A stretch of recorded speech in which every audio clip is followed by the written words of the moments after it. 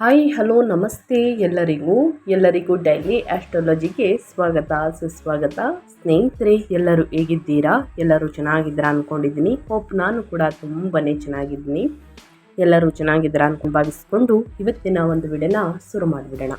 ಇವತ್ತಿನ ಒಂದು ವಿಡಿಯೋದಲ್ಲಿ ಮೀನರಾಶಿಯವರಿಗೆ ಸ್ನೇಹಿತರೆ, ನಿಮ್ಮ ವ್ಯಾಪಾರ ವ್ಯವಹಾರದಲ್ಲಿ, ಹಣಕಾಸಿನಲ್ಲಿ, ವೃತ್ತಿ ಜೀವನದಲ್ಲಿ, ಉದ್ಯೋಗದಲ್ಲಿ ಏನೆಲ್ಲ ಬದಲಾವಣೆಯನ್ನು ಗ್ರಹಗಳು ಸೂಚಿಸಲಿದೆ, ಯಾವುದರ ಬಗ್ಗೆ ಮೀನರಾಶಿಯವರು ಎಚ್ಚರಿಕೆ ವಹಿಸಬೇಕು, ಜುಲೈ 24, 25 ನಂತರ ಏನೆಲ್ಲ ಬದಲಾವಣೆಗಳು ಕಂಡು ಬರಲಿದೆ ಅನ್ನೋದನ್ನ ಕಂಪ್ಲೀಟಾಗಿ ಇದೇ ವಿಡಿಯೋದಲ್ಲಿ ತಿಳಿಸ್ಕೊಡ್ತಾ ಹೋಗ್ತೀನಿ. ಮೀನರಾಶಿಯವರು ಇದನ್ನೆಲ್ಲ ಕಂಪ್ಲೀಟಾಗಿ ತಿಳ್ಕೋಬೇಕು ಅಂದರೆ ಎಲ್ಲೂ ಕೂಡ ವಿಡಿಯೋನ ಸ್ಕಿಪ್ ಮಾಡಬಾರ್ದು. ಅಂದರೆ ವಿಡಿಯೋನ ಕಟ್ ಮಾಡಿ ಓಡಿಸ್ಕೊಂಡು ನೋಡ್ತೀರಾ, ಇದು ಫುಲ್ ಇನ್ಫಾರ್ಮೇಷನ್ ಅರ್ಥ ಆಗಲ್ಲ. ಸೊ ಹಾಗಾಗಿ ಎಲ್ಲ ವಿಡಿಯೋದಲ್ಲೂ ತಿಳಿಸ್ತಾ ಇರ್ತೀನಿ. ಮೊದಲಿಂದ ಕೊನೆ ತನಕ ಸಂಪೂರ್ಣವಾಗಿ ವಿಡಿಯೋವನ್ನು ವಾಚ್ ಮಾಡಿ. ವಿಡಿಯೋದಲ್ಲಿ ಒಳ್ಳೆ ಮಾಹಿತಿ ಸಿಕ್ಕಿದ್ದಲ್ಲಿ ದಯವಿಟ್ಟು ವಿಡಿಯೋಗೆ ಲೈಕ್ ಮಾಡೋದನ್ನ ಮರೆತಿದ್ದೀರಾ, ಲೈಕ್ ಮಾಡಿ. ಇನ್ನೂ ನನ್ನ ಚಾನಲ್ನ ಸಬ್ಸ್ಕ್ರೈಬ್ ಮಾಡ್ಕೊಂಡಿಲ್ಲ ಅಂದರೆ ಡೈಲಿ ಆಸ್ಟ್ರಾಲಜಿಗೆ ಸಬ್ಸ್ಕ್ರೈಬ್ ಆಗಿ ಇದೇ ರೀತಿ ನಿಮ್ಮ ರಾಶಿ ಭವಿಷ್ಯವನ್ನು ಪ್ರತಿನಿತ್ಯ ತಿಳಿಸ್ಕೊಡ್ತಾ ಹೋಗ್ತೀನಿ. ಯಾರೆಲ್ಲ ಸಬ್ಸ್ಕ್ರೈಬ್ ಮಾಡ್ಕೊಂಡಿದ್ದೀರಾ ಅವರಿಗೆ ಥ್ಯಾಂಕ್ ಯು ಸೋ ಮಚ್ ಅಂತ ಹೇಳ್ತಾ ವಿಡಿಯೋದ ಕಡೆ ಗಮನ ಕೊಟ್ಬಿಡೋಣ.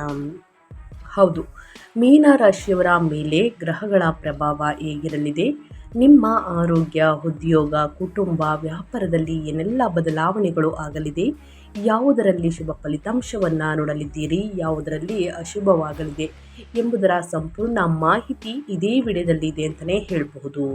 ಹಾಗಿದ್ರೆ ಮೀನರಾಶಿಯವರಿಗೆ ಗ್ರಹಗಳ ಸಂಚಾರದ ಸಮಯದಲ್ಲಿ ನಿಮ್ಮ ವೃತ್ತಿ ಜೀವನದ ಬಗ್ಗೆ ಹೇಳೋದಾದರೆ ಏನೆಲ್ಲ ಬದಲಾವಣೆಗಳು ಕಂಡು ಬರಲಿದೆ, ಯಾವುದರ ಬಗ್ಗೆ ಮುನ್ನೆಚ್ಚರಿಕೆಗಳನ್ನು ತೆಗೆದುಕೊಳ್ಬೇಕು, ಏನೆಲ್ಲ ಪರಿಹಾರವನ್ನು ಮಾಡಿದರೆ ಒಳಿತಾಗಲಿದೆ ಅಂತ ನೋಡೋದಾದರೆ, ವೃತ್ತಿ ಮತ್ತು ಕೆಲಸಕ್ಕೆ ಸಂಬಂಧಿಸಿದಂತೆ ಸ್ನೇಹಿತರೆ, ವರ್ಷದ ಅವಧಿಯು ನಿಮ್ಮ ಪ್ರತಿಭೆಯನ್ನು ಎಲ್ಲರೂ ಎದುರು ವ್ಯಕ್ತಪಡಿಸಲು ಬಹಳಷ್ಟು ಉತ್ತಮವಾದ ಸಮಯವಾಗಿರುವುದು. ಈ ಸಂದರ್ಭದಲ್ಲಿ ಅಪಾರ ಯಶಸ್ಸನ್ನು ಗಳಿಸಲಿದ್ದೀರಿ. ಜುಲೈ ತಿಂಗಳ ನಂತರ ಮೀನರಾಶಿಗೆ ಸೇರಿದ ಜನರ ಮೇಲೆ ಗುರುಗ್ರಹದ ವಿಶೇಷ ಆಶೀರ್ವಾದ ಇರಲಿದೆ. ಹಾಗಾಗಿ ಮೀನರಾಶಿಗೆ ಸೇರಿದ ಜನರ ಸಮಾಜದಲ್ಲಿ ಹೆಚ್ಚಿನ ಗೌರವ, ಖ್ಯಾತಿಯನ್ನು ಗಳಿಸುವರು. ಬುಧ ಮತ್ತು ಶನಿ ಈ ಅವಧಿಯಲ್ಲಿ ಅನುಕೂಲಕರ ಸ್ಥಾನದಲ್ಲಿ ಚಲಿಸುವುದರಿಂದ ನೀವು ನಿಮ್ಮ ಶಬ್ದ ಹಾಗೂ ಕೆಲಸಗಳಲ್ಲಿ ಹೆಚ್ಚಿನ ಮಹತ್ವವನ್ನು ಹೊಂದಬಹುದಾಗಿದೆ. ಈ ಅವಧಿಯಲ್ಲಿ ಮೀನರಾಶಿಗೆ ಸೇರಿದ ಜನರ ಸಲಹೆ, ವಿಚಾರಗಳು ವೃತ್ತಿ ಹಾಗೂ ಕೆಲಸ ಮತ್ತು ವ್ಯವಹಾರಕ್ಕೆ ಸಂಬಂಧಿಸಿದಂತೆ ಉತ್ತಮ ಲಾಭವನ್ನುಂಟು ಮಾಡುವಂತಹ ಸಂಭವವಿದೆ. ಈ ಸಂದರ್ಭದಲ್ಲಿ ವೃತ್ತಿ ಹಾಗೂ ಕೆಲಸದಲ್ಲಿ ನಿಮ್ಮ ಸಂಬಂಧಿಕರು ಹಾಗೂ ಸ್ನೇಹಿತರ ನಡುವೆ ನೀವು ಜನಪ್ರಿಯತೆಯನ್ನು ಗಳಿಸುವಂತಹ ಸಂಭವ ಇರುವುದು. ಜುಲೈನಿಂದ ಸ್ನೇಹಿತರೆ ಸೆಪ್ಟೆಂಬರ್ ತಿಂಗಳವರೆಗಿನ ನಡುವಿನ ಈ ಅವಧಿಯು ವೃತ್ತಿ ಜೀವನಕ್ಕೆ ಸಂಬಂಧಿಸಿದಂತೆ ಸಕಾರಾತ್ಮಕ ಬದಲಾವಣೆಗಳನ್ನುಂಟು ಮಾಡುವಂತಹ ಸಂಭವವಿದೆ. ಗುರುವಿನ ದೃಷ್ಟಿಯು ನಿಮ್ಮ ಲಾಭದ ಮನೆಯಲ್ಲಿರುವ ಕಾರಣ ಕೆಲಸದ ಸ್ಥಳದಲ್ಲಿ ಉನ್ನತ ಪದವಿ ಮತ್ತು ಗೌರವಕ್ಕೆ ಪಾತ್ರರಾಗುವಿರಿ. ರಾಹು ನಿಮ್ಮ ಜಾತಕದ 12ನೇ ಮನೆಯಲ್ಲಿ ಚಲಿಸುವ ಕಾರಣ ವಿದೇಶಕ್ಕೆ ಪ್ರಯಾಣಿಸುವಂತಹ ಅಥವಾ ವಿದೇಶಿ ಯೋಜನೆಗಳಿಗೆ ಸಂಬಂಧಿಸಿದಂತೆ ಉತ್ತಮ ಅವಕಾಶಗಳನ್ನು ಪಡೆಯುವಂತಹ ಸಾಧ್ಯತೆಗಳಿವೆ. ವ್ಯಾಪಾರ ವ್ಯವಹಾರಕ್ಕೆ ಸಂಬಂಧಿಸಿದಂತೆ ಈ ವರ್ಷದ ಮಧ್ಯದಲ್ಲಿ ಅಂದರೆ ಜುಲೈ ತಿಂಗಳ ಎಂಡಿನಲ್ಲಿ ಕೆಲಸದಲ್ಲಿ ಸ್ವಲ್ಪ ಒತ್ತಡ ಅಂದರೆ ಸ್ನೇಹಿತರೆ ಜವಾಬ್ದಾರಿಗಳು ಒತ್ತಡ ಹೆಚ್ಚಾಗಬಹುದು. ಇದರಿಂದಾಗಿ ಮಾನಸಿಕ ಒತ್ತಡಕ್ಕೆ ಒಳಗಾಗುವಂತಹ ಸಂಭವವಿರುವುದು.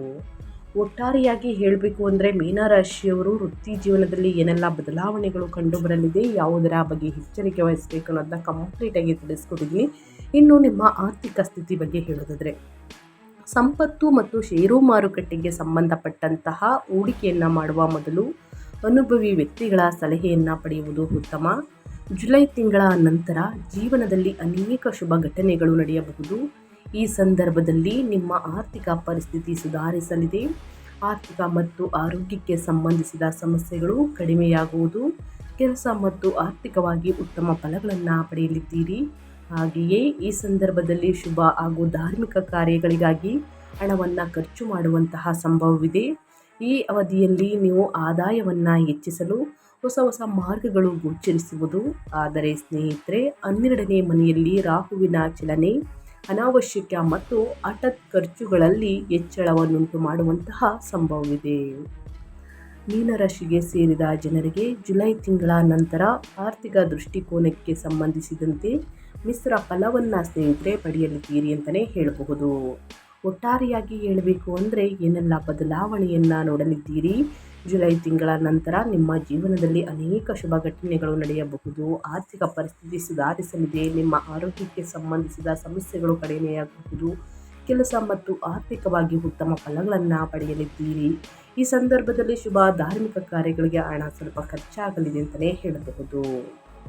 ಇನ್ನು ನಿಮ್ಮ ಹೆಲ್ತ್ ಬಗ್ಗೆ ಹೇಳೋದಾದರೆ ನಿಮ್ಮ ಆರೋಗ್ಯದಲ್ಲಿ ಏನೆಲ್ಲ ಬದಲಾವಣೆಗಳು ಕಂಡುಬರಲಿದೆ ಅಂದರೆ ಸ್ನೇಹಿತರೆ, ಶನಿ ಸಾಡೆ ಸಾತಿಯಾದ ಪ್ರಭಾವದಿಂದ ಮೀನರಾಶಿಗೆ ಸೇರಿದ ಜನರು ಶಾರೀರಿಕವಾಗಿ ಸುಸ್ತು, ಕಾಲುಗಳಲ್ಲಿ ನೋವು ಎದುರಿಸಬೇಕಾಗಿ ಬರಬಹುದು. ವಾಹನವನ್ನು ಚಾಲನೆ ಮಾಡಬೇಕಾದ್ರೆ ಸ್ನೇಹಿತರೆ ಸಣ್ಣ ಪುಟ್ಟ ಗಾಯಗಳನ್ನು ನೋಡಬಹುದು. ಮೀನರಾಶಿಗೆ ಸೇರಿದ ಜನರಿಗೆ ಈ ಸಂದರ್ಭದಲ್ಲಿ ಕೆಲಸದಲ್ಲಿ ಒತ್ತಡ ಮತ್ತು ಭವಿಷ್ಯಕ್ಕೆ ಸಂಬಂಧಿಸಿದಂತಹ ಚಿಂತೆ ಎದುರಾಗುವುದರಿಂದ ಇದು ನಿಮ್ಮ ನಿದ್ರೆಹೀನತೆ ಅಥವಾ ಮಾನಸಿಕ ಒತ್ತಡಕ್ಕೆ ಕಾರಣವಾಗಬಹುದು. ಹಾಗಾಗಿ ಪ್ರತಿದಿನ ಯೋಗ, ಧ್ಯಾನವನ್ನು, ಮೆಡಿಟೇಷನನ್ನು ಮಾಡುವುದರಿಂದ ಹೆಚ್ಚಿನ ಪ್ರಯೋಜನಗಳನ್ನು ಪಡೆಯಲಿದ್ದೀರಿ ಸ್ನೇಹಿತರೆ. ವಾಹನವನ್ನು ಚಾಲನೆ ಮಾಡಬೇಕಾದ್ರೂ ಟ್ರಾಫಿಕ್ ನಿಯಮಗಳನ್ನು ಕಡ್ಡಾಯವಾಗಿ ಫಾಲೋ ಮಾಡಿ ಮೀನರಾಶಿಯ ವ್ಯಕ್ತಿಗಳು.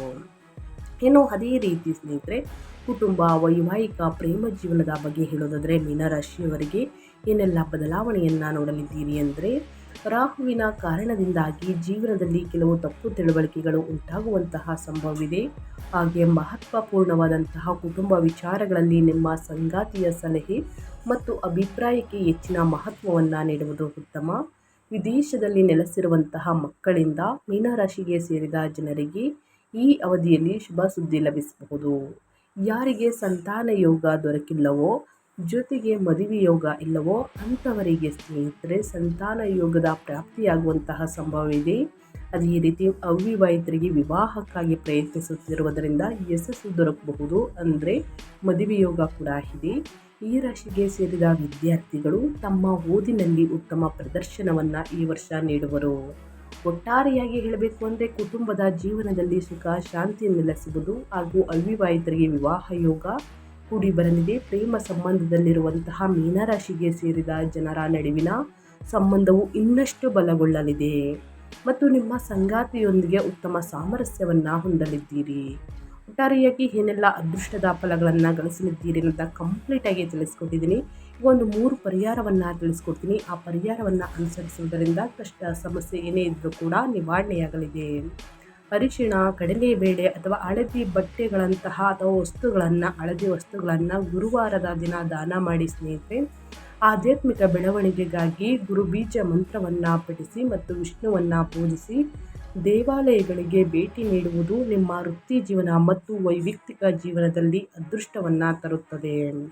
ನೀವು ಯಾವುದೇ ಅಡಚಣೆಗಳನ್ನು ಹೊಂದಿದ್ದರೆ ನಿಮ್ಮ ಹತ್ತಿರದ ದೇವಾಲಯಗಳಿಗೆ ಭೇಟಿ ನೀಡಿ ಮತ್ತು ನಿಮ್ಮ ಸಾಮರ್ಥ್ಯಕ್ಕೆ ಅನುಗುಣವಾಗಿ ದಾನ ನೀಡಿ.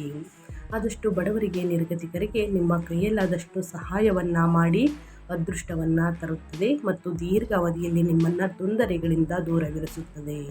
ಈ ಸಣ್ಣ ಪುಟ್ಟ ಪರಿಹಾರವನ್ನು ಮೀನರಾಶಿಯವರು ಮಾಡಿ ಅಂತ ಹೇಳ್ತಾ ನಾನು ವಿಡಿಯೋವನ್ನು ಎಂಡ್ ಮಾಡ್ತಾ ಇದ್ದೀನಿ. ಇವತ್ತಿನ ಒಂದು ವಿಡಿಯೋದಲ್ಲಿ ಸಂಪೂರ್ಣ ಮಾಹಿತಿ ಸಿಕ್ಕಿದ್ದಲ್ಲಿ, ಈ ವಿಡಿಯೋ ಯೂಸ್ಫುಲ್ ಅನಿಸಿದ್ದಲ್ಲಿ ಲೈಕ್, ಕಮೆಂಟ್, ಶೇರ್ ಮಾಡಿ ನಿಮ್ಮ ಅಭಿಪ್ರಾಯವನ್ನು ತಿಳಿಸಿ. ಹೆಚ್ಚು ಫ್ಯಾಮಿಲಿಗೆ, ಫ್ರೆಂಡ್ಸ್ಗೆ ವಿಡಿಯೋವನ್ನು ಶೇರ್ ಮಾಡಿ ಅಂತ ಹೇಳ್ತಾ ಮತ್ತೊಂದು ವಿಡಿಯೋ ಜೊತೆ ಮತ್ತೊಂದು ಹೊಸ ಭವಿಷ್ಯದಲ್ಲಿ ಸಿಗ್ತೀನಿ. Thank you for watching.